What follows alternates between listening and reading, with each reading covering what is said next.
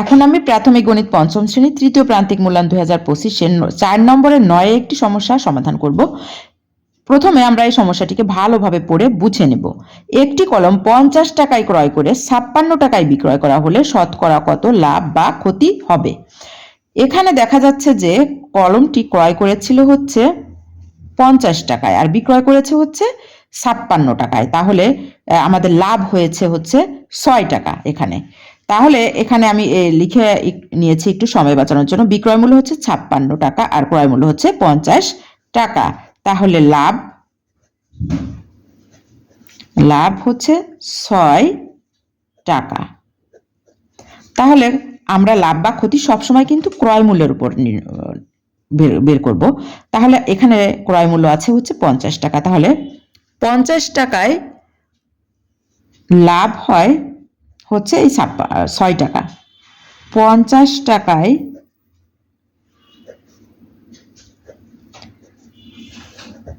লাভ হয় 6 টাকা। অতএব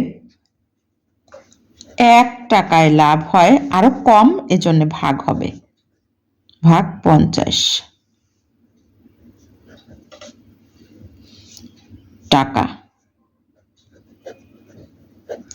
অতএব শতকরা কত, এখানে বলেছে শতকরা। শতকরা কথাটির অর্থ হচ্ছে 100 টাকায় কত টাকা সেটা আমাদের বের করতে হবে। তো 100 টাকায় লাভ হয় আরো বেশি টাকা হবে, যে কারণে এখানে গুণ হবে, ভাগ 50 টাকা। এবার আমরা 50 1 আর এখানে 2 বার যায় 100-র মধ্যে, তাহলে 6 আর 2 গুণ করলে নিচে শুধু 1 আছে, তাহলে 12 টাকা। এটা কিন্তু শতকরা হয়েছে, অর্থাৎ 100 টাকায়। তাহলে অর্থাৎ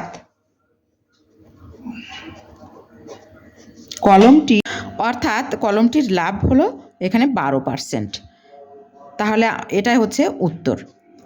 আর আমি তৃতীয় প্রান্তিক মূল্যায়ন 2025-এর যতগুলো সমস্যা এখানে ছিল প্রায় সবগুলো সমস্যার সমাধান তোমাদেরকে দেখানো হয়ে গেছে, হয়তো 2-1টি আছে, এগুলো আমি পরবর্তীতে তোমাদের দেখাবো পর্যায়ক্রমে। তাই এই ভিডিওটি যদি তোমাদের ভালো লাগে শেয়ার করে টাইমলাইনে রেখে দিতে পারো তোমরা পরবর্তীতে দেখার জন্যে, কারণ এইগুলো খুবই গুরুত্বপূর্ণ বিভিন্ন পরীক্ষার জন্য। শুধুমাত্র পঞ্চম শ্রেণী না, চতুর্থ ষষ্ঠ শ্রেণীর জন্যও এই সমস্যাটি খুবই গুরুত্বপূর্ণ, কারণ এ ধরনের সমস্যায় বিভিন্ন চাকরির পরীক্ষাও কিন্তু এ ধরনের সমস্যার সমাধান বিভিন্ন সময়ে আসে। তাই এ ধরনের সমস্যার সমাধান পেতে তোমরা এই ভিডিওটিকে শেয়ার করে রাখতে পারো এবং আমার সাথে থাকো, যাতে পরবর্তী ভিডিও তোমরা সবার আগে পেতে পারো এবং আমার টাইমলাইনে যাওয়া ভিডিওগুলো যাতে তোমাদের সামনে দেখা যায়।